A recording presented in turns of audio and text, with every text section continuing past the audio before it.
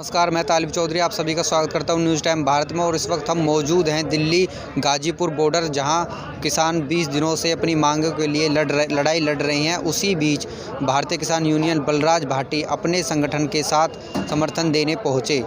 आइए लेते हैं पूरी जानकारी। मैं भारतीय किसान यूनियन बलराज का राष्ट्र अध्यक्ष बलराज भाटी आज गाजीपुर बॉर्डर पर मैं किसानों के सम्मान में, किसानों की लड़ाई में यहाँ धरना प्रदर्शन कर रहा हूँ। जब तक तीनों अध्यादेश वापस सरकार नहीं लेती है, हमारा आंदोलन यहाँ जारी रहेगा। शांतिपूर्वक हमारा यहाँ आंदोलन है। यदि हमारे कोई ऐसी परीक्षा ली जा रही है कि हम कुछ नहीं कर सकते, तो हम यहाँ से 2-4 दिन बाद हम यहाँ से दिल्ली के लिए कूच करेंगे। या तो सरकार इस कानून में संशोधन करे, हमारी जो एमएसपी है उसको गारंटेड कानून बनाया जाए।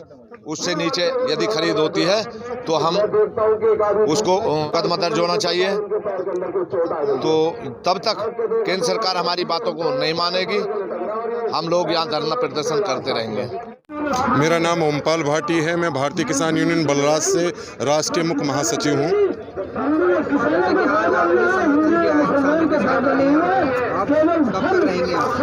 समर्थन नहीं किया, हम तो जब से ये आंदोलन है तब से यहाँ हैं।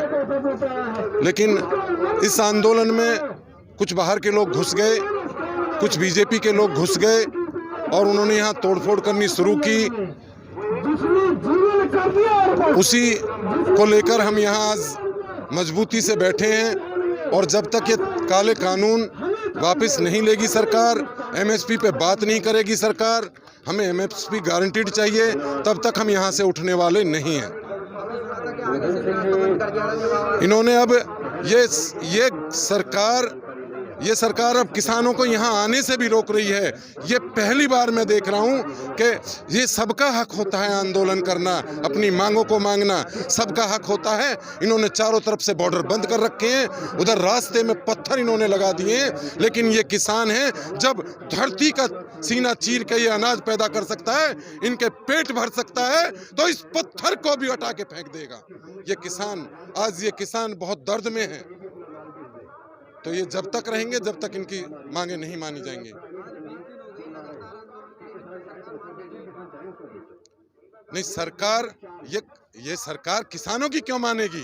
क्योंकि ये इस सरकार का ये सरकार में जो नुमाइंदे बैठे हैं, इनका पेट भरते हैं जो किसान, आज उनकी बात नहीं मानेंगे। ये मानेंगे केवल अडानी और अडवाणी की, उन लोगों की मानेंगे जो यहाँ इस देश को क्योंकि वो उनके पैसे से देश चला रहे हैं, वो उनके देशों से पैसे चला रहे हैं। अब ये किसान को कुछ समझ ही नहीं रहे हैं। मेरा नाम ऊधम भाटी है और मैं भारतीय किसान यूनियन बलराज का राष्ट्रीय महासचिव हूँ।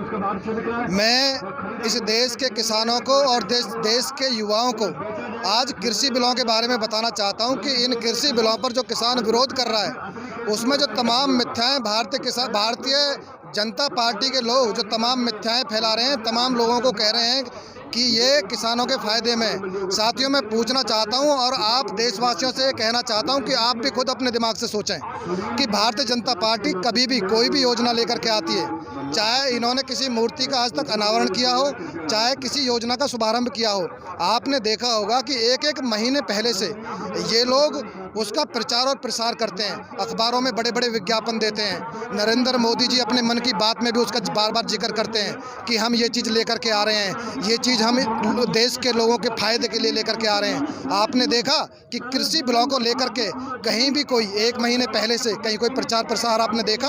कहीं किसी अखबार में आपने कोई विज्ञापन देखा? मोदी जी ने अपने मन की बात में कहीं कोई इसका जिक्र किया? चोरी छुपे जब पूरा देश आपातकाल कोरोना महामारी में जब घरों में बैठा हुआ था, जब नरेंद्र मोदी जी कह रहे थे कि लक्ष्मण रेखा खींच लीजिए अपने घर के दरवाजों पर, घरों से अगर आप निकले तो आपको मौत आ जाएगी, उस समय 5 जून को सरकार ये कानून लेकर के आई, चोरी छुपे लेकर के आई। अध्यादेश के द्वारा लेकर के आई, ऑर्डिनेंस ऑफ प्रेसिडेंट को यूज करके लेके आई। ऐसी क्या आपत्ति आ गई थी, ऐसी क्या परेशानी आ गई थी देश में? अध्यादेश तब लाया जाता है जब किसी कानून की इतनी आवश्यकता होती है कि ना तो हमारी लोकसभा चल रही हो, ना हमारी राज्यसभा चल रही हो, हमारा कोई सदन ना बैठा हुआ हो। उस समय हमें किसी ऐसे कानून की ज़रूरत पड़ जाए, मान लीजिए अचानक से देश में युद्ध छिड़ जाए किसी दूसरे देश से, तो उसमें सैनिकों को लेकर के कुछ इस तरह के कानून बनाने पड़ जाते हैं, तो उस समय अध्यादेश लाया जाता है। या जैसे कोरोना महामारी थी, इसमें अचानक से बीमारी आई, कोई चिकित्सकों को लेकर के, अस्पतालों को लेकर के अचानक कोई कानून बनाना पड़ता तो सरकार अध्यादेश लेकर के आ सकती थी। लेकिन कृषि बिलों को लेकर के ऐसी कौन सी इमरजेंसी आ गई, कैसी कौन सी आफत आ गई देश में, जो कोरोना महामारी, जब लॉकडाउन पूरा देश अपने घरों में दुबका बैठा है, 5 जून को लेकर के आप इन बिलों को लेकर के आ गए, और उसके बाद भी लोकसभा राज्यसभा में आपने पास कैसे कराया? ध्वनि मत से आपने पास कराया। साथियों, आपने देखा होगा कि ये जो 5 जून को जो अध्यादेश सरकार लेकर के आई है चोरी छुपे, इससे 1 महीने पहले अडानी ने पंजाब में 100 एकड़ ज़मीन खरीदी है। और वो 100 एकड़ ज़मीन भी कैसे खरीदी है?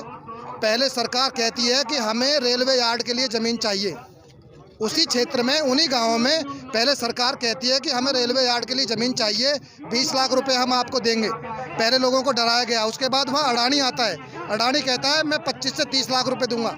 लोगों ने सोचा सरकार तो हमसे 20 लाख रुपए में ज़मीन छीन लेगी, अरे अडानी हमें 30 लाख रुपए बीघे दे रहा है। इस तरीके से धोखे में लेकर के किसानों को वो वहाँ 100 एकड़ ज़मीन खरीदी है, और 1 महीने पहले ज़मीन खरीद ली गई है।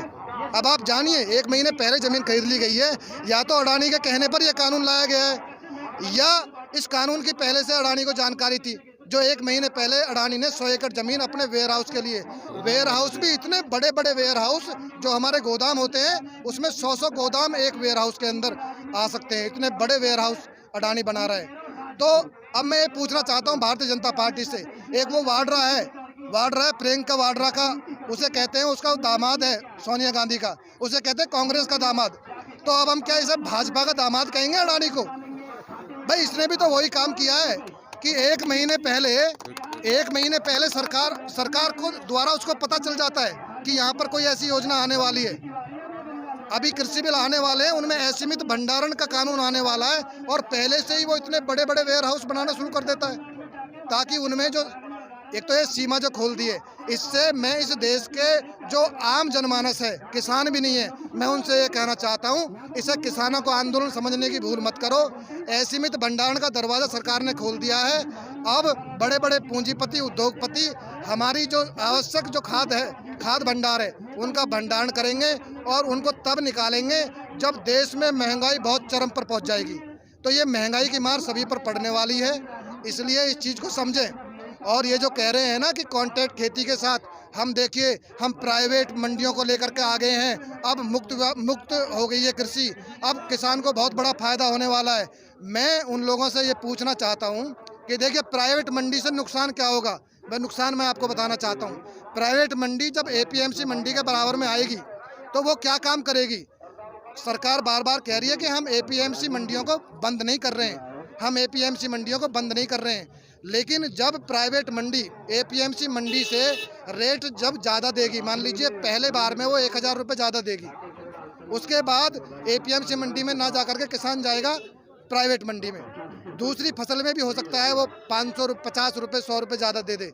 उसके बाद जब किसान APMC मंडी में जाना बंद कर देगा और APMC मंडी बर्बाद हो जाएंगी, उसके बाद हमारा शोषण शुरू होगा। ये प्राइवेट मंडियां अपनी मनमर्जी से हमारा शोषण करेंगी और ये कहेंगी कि अब हम इतने में तुम्हारी फसल लेंगे, देना है दो, नहीं देना है मत दो। तो हर तरह से इन किसानों से हमारा शोषण होने वाला है। किसानों पर ये बहुत बुरी दुर्दशा किसानों की होने वाली है। इनको समझने की ज़रूरत है, इनसे बचने की ज़रूरत है। देश के लोगों को, किसानों को और आम जनमानस को इसके लिए जागरूक होने की ज़रूरत है। राष्ट्रीय अध्यक्ष महिला मोर्चा भारतीय किसान यूनियन बलराज से आज जब हमने दिल्ली में कूच करने की कोशिश की, गाजीपुर बॉर्डर पे हमारा धरना चल रहा है, तो पुलिस ने हमें रोकने की साजिश की, प्लानिंग की, और जैसे जैसे हमने बैरियर तोड़ा और हमने वहां से आगे बढ़ने की कोशिश की, आगे फिर हमें पुलिस वालों ने रोका, लेकिन हमारी भारतीय किसान यूनियन बलराज को कोई नहीं रोक करी। गाजीपुर बॉर्डर पर हम लोग आ चुके हैं और हमारा स्टेज सज चुका है, और स्टेज के माध्यम से हम लोग किसानों की मदद के लिए यहाँ पर 24 घंटे तैयार रहेंगे और यहीं पर रहेंगे जब तक हमारी समस्या का समाधान नहीं हो जाता। मोदी जी को हम ये कहेंगे कि बहुत ही इनकी गलत नीति है, बहुत ही गलत सोच है, जिसके कारण आज किसानों को, अन्नदाताओं को सड़क पे आना पड़ा।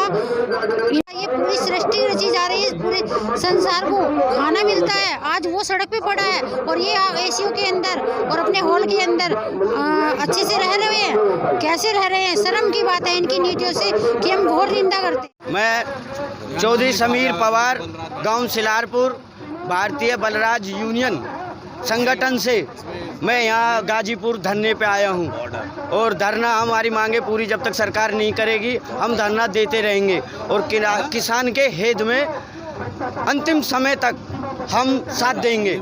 जय जवान जय किसान। भाइयों, मैं चौधरी अम्मी भाटी, गांव सिलारपुर से किसान भाइयों के साथ समंतर में आया हुआ हूँ। गाजीपुर बॉर्डर पे किसान एकता धरने में सारे भाई धरने पे बैठे हैं। जब तक इनकी मांगे पूरी नहीं होंगी, जब तक हम रोड को, धरने को खाली नहीं करेंगे। आप कौन से संगठन से हैं? हमें बलराज भाटी संगठन से, किसान यूनियन। ऐसी ही बड़ी खबरों को देखने के लिए जुड़े रहिए हमारे साथ न्यूज़ टाइम भारत।